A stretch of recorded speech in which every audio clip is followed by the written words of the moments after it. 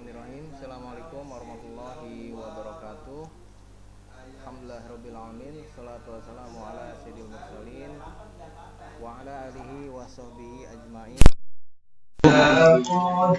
Pertama-tama kita panjatkan puji serta syukur kita kehadirat Allah Subhanahu wa taala atas segala nikmat yang telah Allah anugerahkan kepada kita, terutama nikmat iman dan nikmat Islam.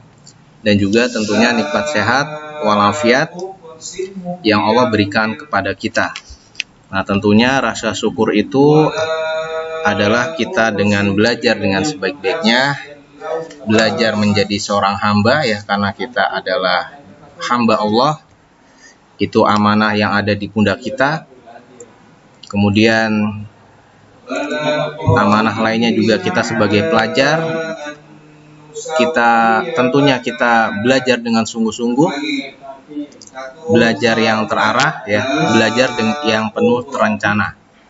Kemudian kita sebagai anak untuk kedua orang tua kita, tentunya kita berbakti kepada kedua orang tua kita. Ya baiklah anak-anakku sekalian, sebelumnya yang belum tilawah silakan tilawah terlebih dahulu. Tilawah ini kita dawamkan sebelum kita belajar materi pelajaran. Alangkah baiknya kita tilawah 1, 2, 3 ayat ya, semoga menambah keberkahan kita dalam pembelajaran kita. Dan sesungguhnya tilawah ini membaca Al-Quran yang kita dawamkan adalah bagian dari kebahagiaan hidup ya, sebagaimana pada pertemuan sebelumnya bahwa membaca Al-Quran ini akan mendatangkan kegembiraan ya, akan mendatangkan kegembiraan, karena kegembiraan itu, kebahagiaan itu Allah Subhanahu wa taala yang tanamkan ke dalam dada-dada hambanya, hati hambanya yang terpilih ya, karena perjuangannya untuk mendapatkan itu ya. Allah Subhanahu wa taala sampaikan, walladzina jahadu fina lanahdiyanahum subulana wa innallaha lama'al muhsinin. Dan orang-orang yang berjihad untuk mencari keridhaan kami akan tunjukkan kepada mereka jalan-jalan kami. Dan sungguh Allah beserta orang-orang yang berbuat baik. Ya, Allah beserta orang-orang yang berbuat baik. Al-Ankabut ayat 69. Semoga Allah tanaman kita menjadi pemuda-pemuda yang senantiasa gemar beribadah, senantiasa gemar dekat dengan Al-Quran. Amin ya rabbal alamin. Nah, pembahasan sebelumnya materi koordinat kartesius dia masih soal dan pembahasan. Ini ada di buku kalian ya, silakan dibuka.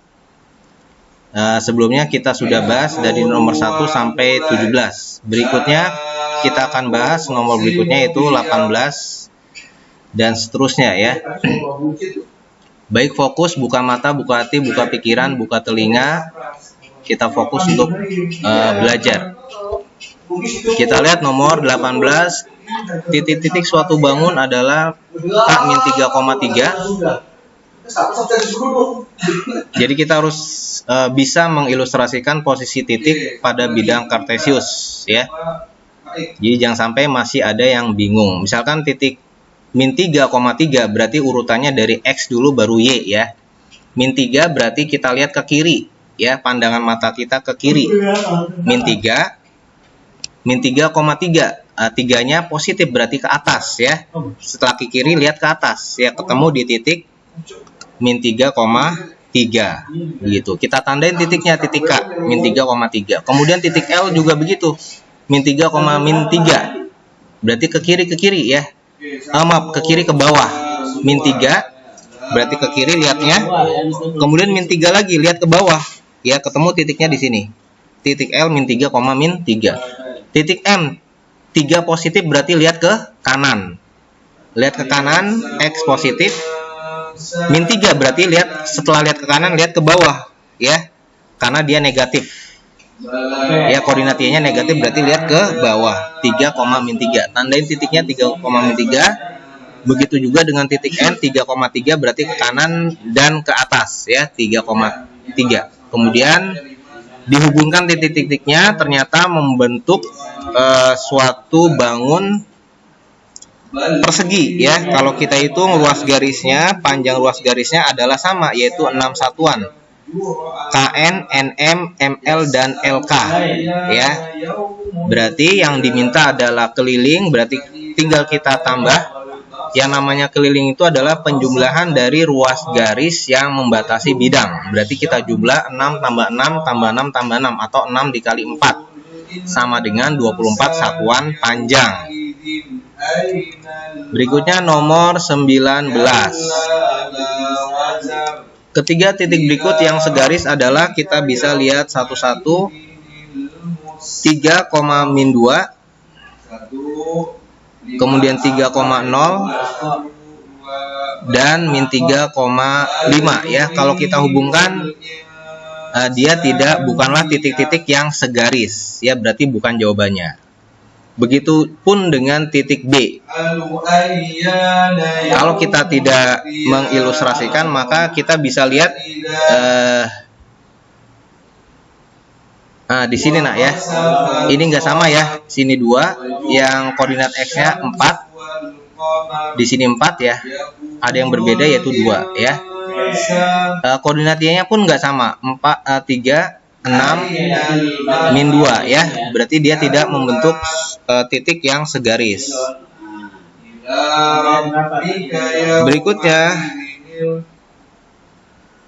yang C, ini adalah jawabannya. Kita buktikan untuk option yang C, di mana titiknya adalah min 3, min 3, kemudian 1,1 dan 5,5. Ya, kita hubungkan titik-titiknya, ketiga titik tersebut, maka akan membentuk suatu garis lurus ya, di mana garisnya melalui titik asal. Kita lihat min 3, X-nya min 3, Y-nya min 3. X-nya 1, Y-nya 1. X-nya 5, Y-nya 5. Ya, garisnya miring.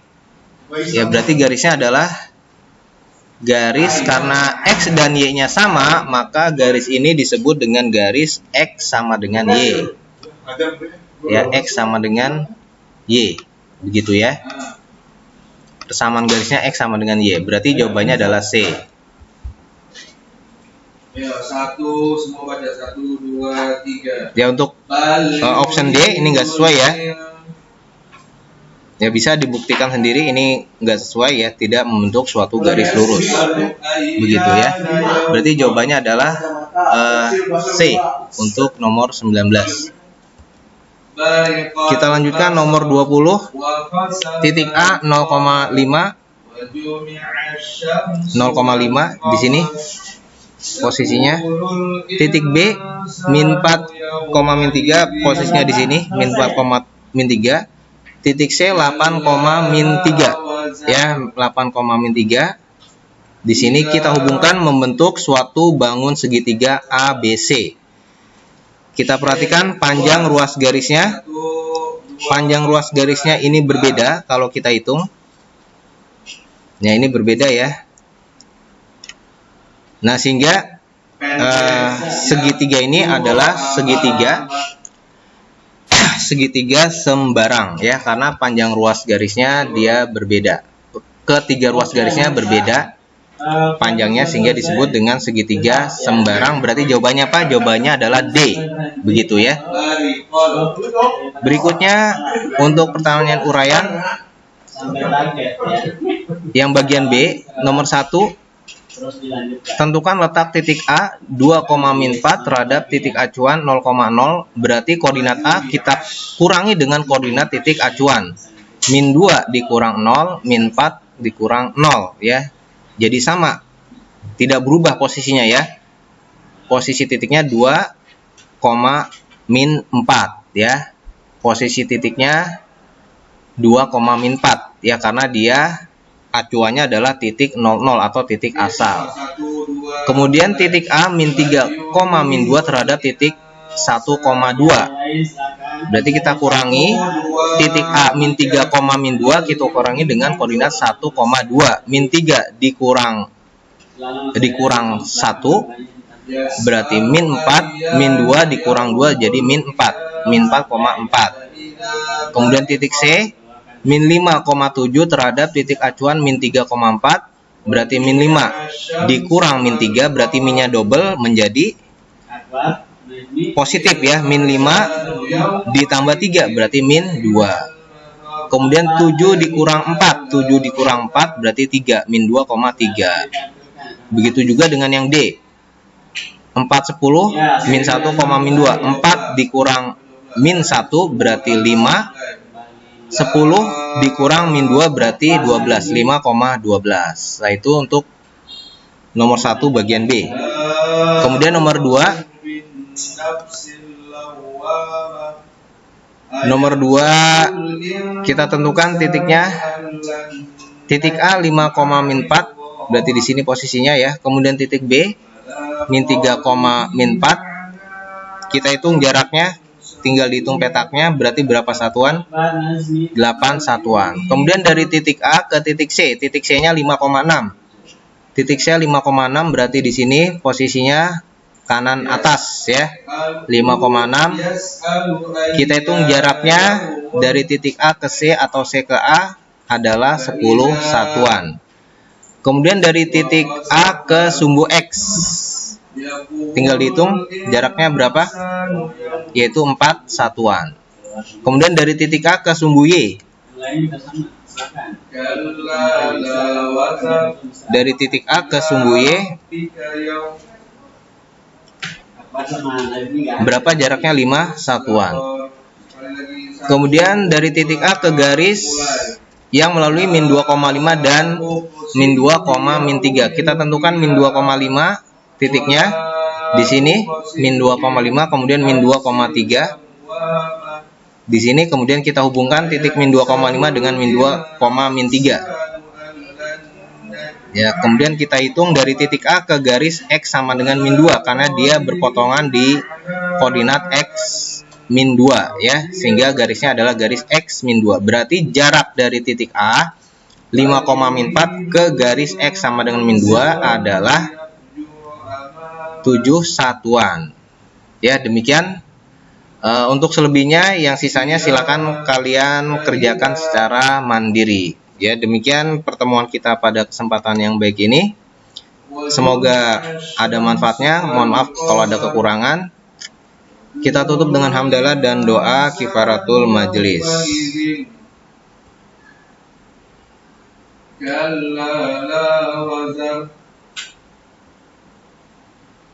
Subhanakallahumma wa bihamdihi alhamdulillahirabbil alamin. Subhanakallahumma wa bihamdihi wa bihamdika asyhadu alla ilaha illa anta astaghfiruka wa atubu ilaik. Assalamualaikum warahmatullahi wabarakatuh.